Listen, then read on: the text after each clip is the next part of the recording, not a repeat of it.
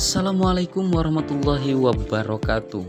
Halo teman-teman semuanya, selamat bergabung di channel YouTube saya. Kali ini kita akan membahas mata pelajaran IPA tentang ekosistem darat. Oke, materi ini mencakup definisi dan komponen ekosistem darat, jenis-jenis ekosistem darat, peran ekosistem darat, ancaman dan upaya ekosistem darat. Definisi ekosistem darat. Ekosistem darat adalah jenis ekosistem yang berkembang di lingkungan daratan, yaitu wilayah yang tidak digenangi oleh air secara permanen. Di dalam ekosistem ini terjadi hubungan timbal balik antara komponen biotik seperti tumbuhan, hewan, dan mikroorganisme dengan komponen abiotik seperti tanah, udara, suhu, dan cahaya matahari. Ekosistem ini sangat dipengaruhi oleh faktor iklim, terutama suhu dan curah hujan, ketinggian tempat, dan jenis tanah. Karena itu, ekosistem darat memiliki keanekaragaman hayati yang tinggi dan karakteristik yang sangat beragam di berbagai belahan dunia. Dalam ekosistem darat, tumbuhan berperan sebagai produsen utama yang menggunakan cahaya matahari untuk melakukan fotosintesis dan menghasilkan energi yang kemudian dimanfaatkan oleh hewan dan mikroorganisme dekomposer. Interaksi antara organisme tersebut membentuk rantai makanan dan jaring-jaring makanan yang menjaga keseimbangan ekosistem. Selanjutnya, komponen ekosistem darat. Komponen ekosistem darat terbagi menjadi dua kelompok utama, yaitu komponen biotik dan komponen abiotik. Keduanya saling berinteraksi dan membentuk keseimbangan dalam ekosistem. Yang pertama, komponen biotik, yaitu makhluk hidup. Komponen biotik adalah semua makhluk hidup yang ada dalam ekosistem darat. Nah, komponen ini dibagi menjadi tiga kelompok berdasarkan perannya. Yang pertama, produsen, yang kedua, konsumen, yang ketiga, pengurai. Oke, yang kedua, komponen abiotik, maknanya tak hidup. Komponen abiotik adalah unsur-unsur fisik dan kimia yang memengaruhi kehidupan makhluk hidup di darat. Beberapa komponen abiotik penting: cahaya matahari, suhu, air, tanah, udara, angin. Selanjutnya, jenis-jenis ekosistem darat. Yang pertama, hutan hujan tropis. Terletak di daerah tropis seperti Indonesia, Brazil, dan Kongo.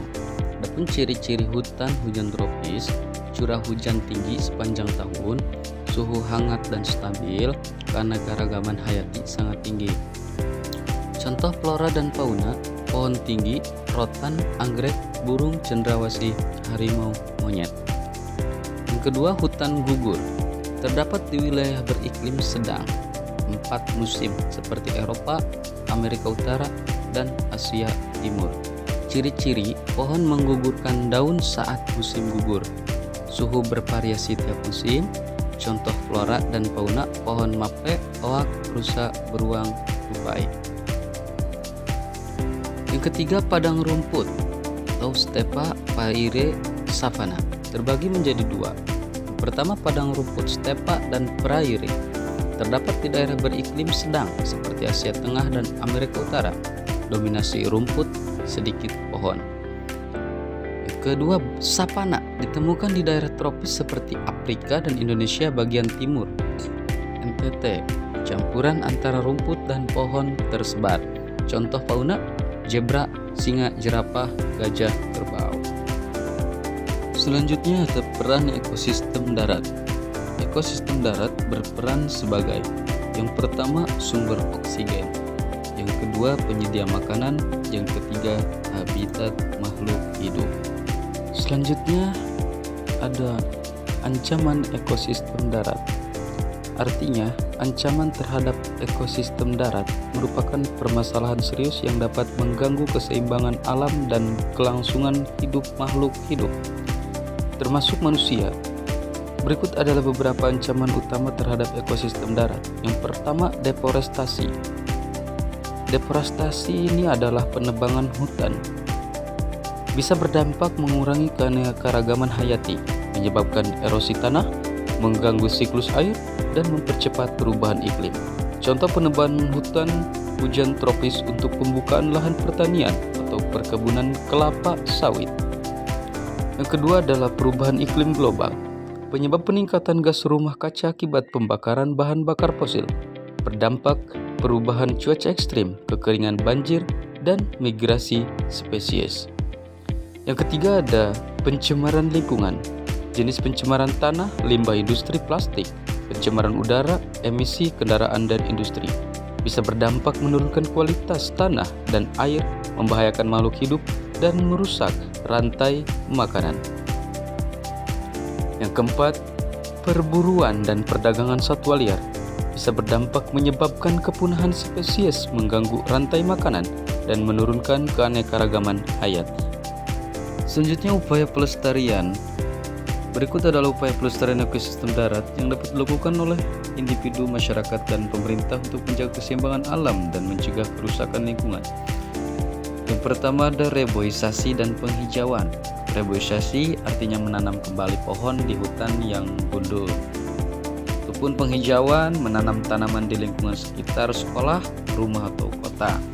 Tujuannya mencegah erosi, menyerap karbon, dan menyediakan habitat bagi hewan. Yang kedua adalah menerapkan pertanian berkelanjutan.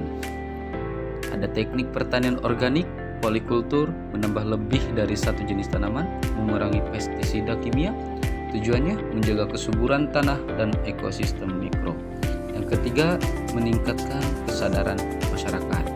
Artinya, bersosialisasi di sekolah dan masyarakat, mengadakan pelatihan konservasi, dan kegiatan lingkungan seperti menanam pohon dan bersih-bersih.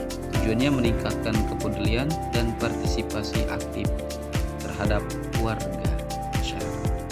Kesimpulan dari ekosistem darat adalah ekosistem utama yang vital untuk kelangsungan hidup makhluk hidup. Mencakup berbagai tipe seperti hutan, hujan tropis, sapana, dan hutan gugur yang masing-masing memiliki ciri khas sesuai iklim dan lingkungan. Namun, ekosistem ini terancam oleh deforestasi, perubahan iklim, dan pencemaran. Oleh karena itu, pelestarian harus dilakukan secara kolektif untuk menjaga kelestarian dan fungsi ekosistem darat. Baik, itulah tadi pembahasan tentang ekosistem darat. Jangan lupa like, komen, dan subscribe. Terima kasih. Wassalamualaikum warahmatullahi wabarakatuh.